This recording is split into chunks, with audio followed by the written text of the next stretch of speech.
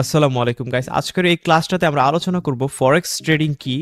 Forex trading সম্পর্কে 3 থেকে 4টা বিষয়ের উপর খুব ডিপলি নলেজ নেব। আপনারা মনে রাখার জন্য খাতা কলমে লিখতে পারেন। প্রথম বিষয়টি হবে ফরেক্স ট্রেডিং কি, দ্বিতীয় বিষয়টি হবে ফরেক্স ট্রেডিং এ কিভাবে প্রফিট বা লস হয়ে থাকে, আর 3 নম্বর বিষয়টি হবে কিভাবে আপনি ঘরে বসে খুব সহজে ফরেক্স ট্রেডিং করতে পারবেন। আর বোনাস হিসাবে থাকতেছে লেভারেজ, লট সাইজ এবং পিপ কি। আর অবশ্যই মনে রাখবেন 4 নম্বর টপিক মানে বোনাস টপিকগুলো নিয়ে কিন্তু আরো ডিপলি ক্লাস আসবে।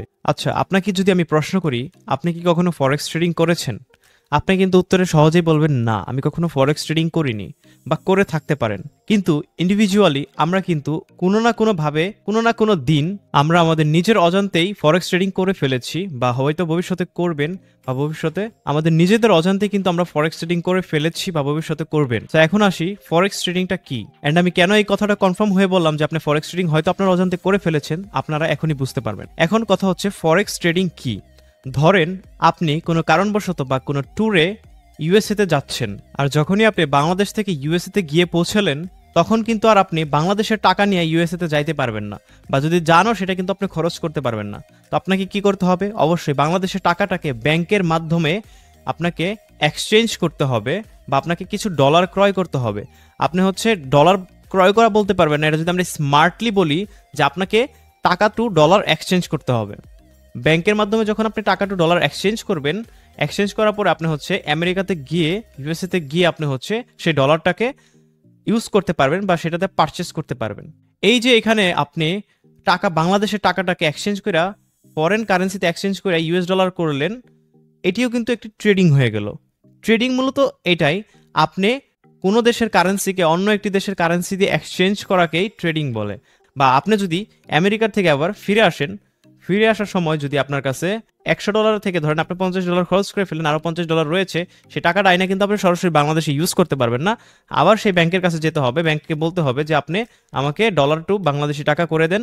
সে বাংলাদেশি টাকা করে দিলে তারপর কিন্তু আপনি বাংলাদেশি টাকা নিয়ে বাংলাদেশে ইউজ করতে পারবেন।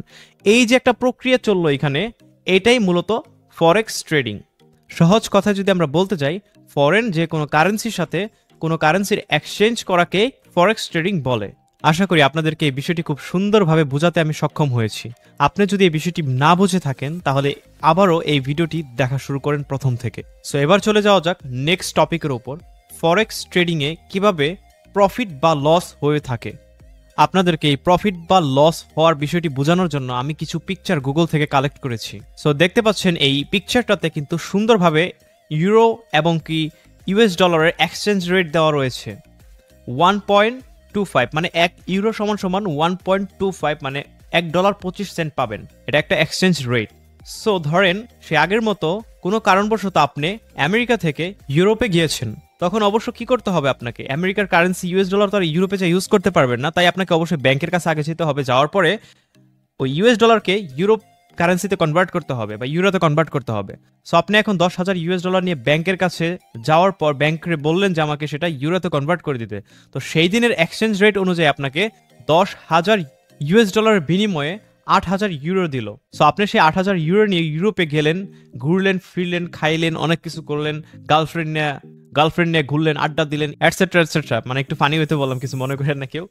সো এখানে আবার কোনো কারণবশত 3 মাস ঘোরাঘুরির পর আপনার গার্লফ্রেন্ড ধরেন আপনার সেই খরচ বহন করে নিল। মানে আপনার এই 8,000 ইউরো থেকে কোনো খরচই হলো না, সব খরচ তো অবশ্যই হয়েছে, সেই খরচটা আপনার গার্লফ্রেন্ড বহন করেছে। তো এখন আপনি যদি সেই 8,000 ইউরো নিয়ে আবার আমেরিকাতে ব্যাক করেন, তখন তো আবার এই 8,000 ইউরো আপনি আমেরিকাতে ইউজ করতে পারবেন না। তারপর আবার কি করতে হবে? ব্যাংকের কাছে যেতে হবে। ব্যাংকের কাছে আপনি গিয়ে সুন্দর করে ব্যাংকে বললেন যে আমাকে 8,000 ইউরোকে আবার তুমি ইউএস ডলারে কনভার্ট করে দাও। তখন এক্সচেঞ্জ রেট একটু বেড়েছে, দেখতে পাচ্ছেন এখানে। তখন কিনেছিলেন 1 ইউরো ইকুয়াল টু $1.25, বাট এখন কিনতেছেন, মানে এটাকে কিনা বলবেন না, বলবেন এক্সচেঞ্জ। সো কিনাও বলা যায়, বা আপনি বলতে পারেন এটা এক্সচেঞ্জ। স্মার্ট ওয়েতে বলে সেটা এক্সচেঞ্জ বলে।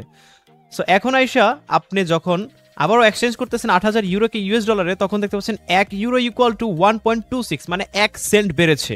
ঠিক আছে, এখানে পিপসের হিসাবও আছে। সো আমরা পিপসের হিসাবে আজকে যাচ্ছি না, জাস্ট আমরা বুঝলাম নর্মালি যে আমরা এখানে 1 সেন্ট বৃদ্ধি পেয়েছে, মানে ডলারের দাম 1 সেন্ট বেড়েছে ইউরোর অনুযায়ী, যার কারণে এখানে আমরা নিজেদের অজান্তেই আমরা $10,000 প্রায় $80 প্রফিট করে ফেলেছি।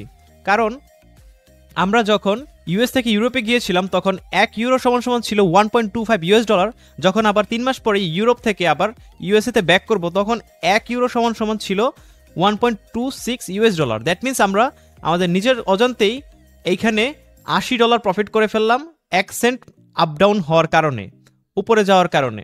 আশা করি আপনারা খুব সুন্দরভাবে বুঝতে পেরেছেন। সো আমরা আরেকটা এক্সাম্পল দিই এখন, লসের এক্সাম্পলটা। আমরা তো এতক্ষণে বুঝলাম যে কিভাবে ফরেক্স ট্রেডিং এ প্রফিট হয়ে থাকে। সো এখন আমরা একটা লসের এক্সাম্পল দেই। সো আমরা লসের এক্সাম্পলটা দেওয়ার জন্য আমরা কিছুটা পরিবর্তন করেছি আগের পিকচারটাকে। সো দেখতে পাচ্ছেন আগের বার যেখানে আপনি আমেরিকা থেকে ইউরোপে যাওয়ার জন্য ব্যাংকের কাছে $10,000 এক্সচেঞ্জ করে ইউরোপে কনভার্ট করেছিলেন, ইউরোপ কারেন্সিতে কনভার্ট করেছিলেন। সো তখন আপনাকে $10,000 বিনিময়ে 8,000 ইউরো দিয়েছিল। সো যে 8,000 ইউরো নিয়ে আপনি হচ্ছে ইউরোপে গিয়ে আপনি অনেক জায়গায় ঘুরছেন, অনেক খরচ করছেন, গার্লফ্রেন্ড নিয়ে ঘুরছেন। সো কোনো কারণবশত আপনার কিন্তু কোনো খরচ হয় না, কারণ আপনার গার্লফ্রেন্ড আপনার সব খরচ বহন করেছে। পরবর্তীতে আপনি 3 মাস পরে যখন আবার ইউরোপ থেকে আমেরিকাতে ব্যাক করছিলেন তখন কিন্তু এক্সচেঞ্জ রেট পরিবর্তন হয়ে 1.26 হয়ে গিয়েছিল, যার কারণে আপনি কিন্তু $80 প্রফিট করেছিলেন। আবার 8,000 ইউরোকে আপনি ইউএস ডলারে যখন ব্যাংকের কাছে এক্সচেঞ্জ করতে গিয়েছিলেন তখন কিন্তু আপনাকে ব্যাংক দিয়েছিল $10,080। কিন্তু এইবার আপনি যখন এক্সচেঞ্জ করতে যাচ্ছেন তখন আপনাকে ব্যাংক 8,000 ইউরোর পরিবর্তে $9,920 দিল। মানে আপনি এখানে $80 লস করে ফেললেন। কেন করছেন? আপনি যখন আগের বার ডলারকে ইউরোতে এক্সচেঞ্জ করেছিলেন তখন কিন্তু ইউরোর এগেইনস্টে ডলার ছিল $1.25 করে, কিন্তু আপনি যখন আগের বার আবার সেই 8,000 ইউরোকে আবার ডলারে কনভার্ট করতে চাচ্ছিলেন বা এক্সচেঞ্জ করতে চাচ্ছিলেন, ব্যাংকের কাছে গিয়েছিলেন তখন কিন্তু ইউরোর এগেইনস্টে ডলার কিছুটা দাম বেড়েছে। মানে 1.25 দিয়ে আপনি হচ্ছে ধরেন বাই করেছিলেন বা এক্সচেঞ্জ করেছিলেন, তারপরে কিন্তু ইউরোর এগেইনস্টে 1.26 পেয়েছিলেন, যার কারণে আপনি কিন্তু এখানে 8,000 ইউরোতে কিন্তু $80 প্রফিট করেছেন। কিন্তু এবার তার পুরো উল্টাটা হয়েছে, সেখানে ইউরোর এগেইনস্টে 1.26 না হয়ে 1.24 হয়ে গিয়েছে, মানে $1.24 হয়ে গেছে, যার কারণে 1 সেন্ট কমার কারণে আপনি $10,000 মধ্যে $80 লস করে ফেলেছেন। এইভাবেই মূলত ফরেক্সে লাভ বা ক্ষতি হয়ে থাকে। সো এই যে পুরো একটি লস বা প্রফিটের প্রক্রিয়াটা চলতেছিল, এই প্রক্রিয়াটা কেন হয়, মানে কেন লস হয়, কেন লাভ হয়, মানে কেন একবার মুদ্রার দাম বাড়ে এবং কেন ওই মুদ্রার দামটা আবার কমে। সো এর পিছনে মেজর কয়েকটা রিজন আমি আপনাদেরকে বলি। প্রথমত হচ্ছে ওই দেশের currency demand and supply vary করে, তারপর কারেন্সি, ইন্টারেস্ট রেট মানে সুদের হার, government policy, employment status, demand for import and export, বা ধরতে পারেন যে সেই দেশে আমদানি এবং রপ্তানির উপর ভ্যারি করে। মানে হচ্ছে ধরেন আজকে আমি নর্মালি একটা এক্সাম্পল দিয়ে যদি আপনাকে বুঝাই, ধরেন আজকে ইউএসএতে যুদ্ধ লাগছে। সো ইউএস এর মার্কেট কি উপরে যাবে নাকি নিচে যাবে, মানে আমেরিকান কারেন্সির দাম বাড়বে নাকি কমবে? অবশ্যই কমবে, কারণ যুদ্ধ যদি লাগে তাহলে সেই দেশের একটা ক্ষতি হচ্ছে। সো সেই ক্ষতিটা যখন হবে তখন মার্কেট এরকম নিচে চলে আসবে, কারণ সেই দেশের কারেন্সির দাম তখন কি হচ্ছে, কমতেছে অবশ্যই। আবার যদি ধরেন এইখানে থেকে এইখানে উপরে উঠছে, কারণ কি জানেন, কারণ হয়তো বা সেই দেশে কোনো অর্থনৈতিকভাবে তারা আগায় গেছে, বা কোনো একটা বিজনেসে তারা অনেক বেশি প্রফিট করছে, বা ইম্পোর্ট এক্সপোর্ট মানে সব দিকে একটু ভালো চলতেছে আমেরিকা, তার কারণে কি হচ্ছে, আমেরিকান কারেন্সিগুলো উপরে যাচ্ছে, বা নিউজের কারণেও এরকম হয়ে থাকে। আশা করি আপনারা সম্পূর্ণ বিষয়টি খুব সুন্দরভাবে ক্লিয়ার হয়ে গেছেন। সো আমরা নেক্সট টপিক হচ্ছে কিভাবে আমরা খুব সহজে ফরেক্স ট্রেডিং করতে পারবো। সো ফরেক্স ট্রেডিং খুব সহজে করার জন্য আপনাকে অবশ্যই ব্রোকারের সহায়তা নিতে হবে, না হলে আপনি কখনো এরকম প্রতিদিন ব্যাংকে আপ ডাউন করে লাইক ব্যাংকে যাবেন আসবেন এরকম করে কিন্তু আপনি কখনো ফরেক্স ট্রেডিং করতে পারবেন না, কারণ হচ্ছে এটা অনেক হ্যাট্রিক একটা ব্যাপার হয়ে যায়। এই জন্য আপনি খুব সহজে ব্রোকারের মাধ্যমে ফরেক্স ট্রেডিং করে থাকবেন। এখন ব্রোকারটা কি? ব্রোকার ধরেন এমন একটা জিনিস যেটা ব্যাংক আর আমার মধ্যে মাঝখানে একটা দালালের মতো, মানে হচ্ছে আমার টাকাটা ব্রোকারের মাধ্যমে আমি ট্রেড করলে ব্রোকার সেটা লেনদেনটা ব্যাংকের মাধ্যমে করে থাকবে। মানে ধরতে পারেন আমি যদি আপনাদেরকে এখানে পেইন্ট দিয়ে বুঝাই, পেইন্ট নিয়ে আপনাদেরকে বুঝাই, ধরেন আমি হচ্ছি এইটা আর এটা হচ্ছে ব্যাংক। এখন প্রতিদিন তো আর আমার ব্যাংক এরকম করে যাই আপ ডাউন করে আমি হচ্ছে ডলার প্রতিদিন মানে হচ্ছে এক্সচেঞ্জ করতে পারতেছি না, বা ফরেন কারেন্সি আমি কিনতে পারতেছি না, এটা পসিবলও না। তো আমি কি করতে পারবো, লাইভে ঘরে বসাই এই যে এটা হচ্ছে বি ব্রোকার, এই ব্রোকারের মাধ্যমে, এই ব্রোকারের সহায়তা নিয়ে আমি ব্রোকারের মাধ্যমে আমি যে কোনো কারেন্সিকে এক্সচেঞ্জ করতে পারবো, ব্রোকার সেটা ব্যাংকের সাথে লেনদেন করে থাকবে, এই জন্য ব্রোকার কিছু কমিশন নিয়ে থাকবে। মানে আপনার আর প্রতিদিন কষ্ট করে ওইখানে যাওয়া লাগতেছে না, ওইখান থেকে আবার এখানে আসা লাগতেছে না, এই ঝামেলাটা কিন্তু এই ব্রোকার নিয়ে থাকে।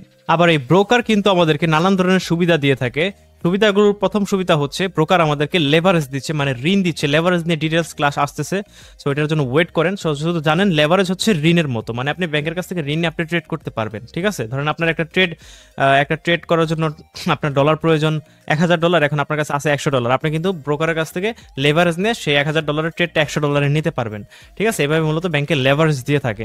আরেকটা সুবিধা হচ্ছে আপনি হচ্ছে লাইভ একটা কারেন্সির আপ ডাউন প্রাইস জানতে পারবেন একটা ব্রোকার থেকে। আবার হচ্ছে আপনি বিভিন্ন ধরনের টুলস ব্যবহার করতে পারবেন, টুলস ব্যবহার করে মার্কেটকে অ্যানালাইসিস করতে পারবেন। সেটা অ্যানালাইসিস করার জন্য আমাদের তো ট্রেডিং ভিউ আছে, সবাই সেটার জন্য আমাদের ব্রোকার নাই।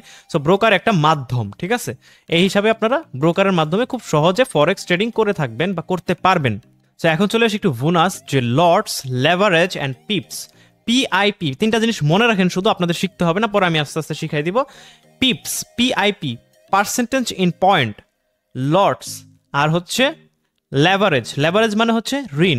এই তিনটা জিনিস মনে রাখেন, আমরা নেক্সট ক্লাসে এগুলা বুঝাই দিব। আর আমরা পরের ক্লাসে শিখবো কিভাবে একটা ব্রোকার আপনি খুব ইজিলি ইউজ করতে পারবেন, সেটাতে কিভাবে অ্যাকাউন্ট খুলবেন, কিভাবে হচ্ছে আপনি ডিপোজিট উইথড্র করতে পারবেন, সবকিছু আপনাদেরকে দেখাই দেওয়া হবে নেক্সট ক্লাসে। তো ততক্ষণ পর্যন্ত সবাই ভালো থাকেন, সুস্থ থাকেন, আর অবশ্যই আমার জন্য দোয়া করবেন যাতে ক্লাসগুলো খুব সুন্দরভাবে আমরা করতে পারি। And thank you for watching, love you all, take love guys.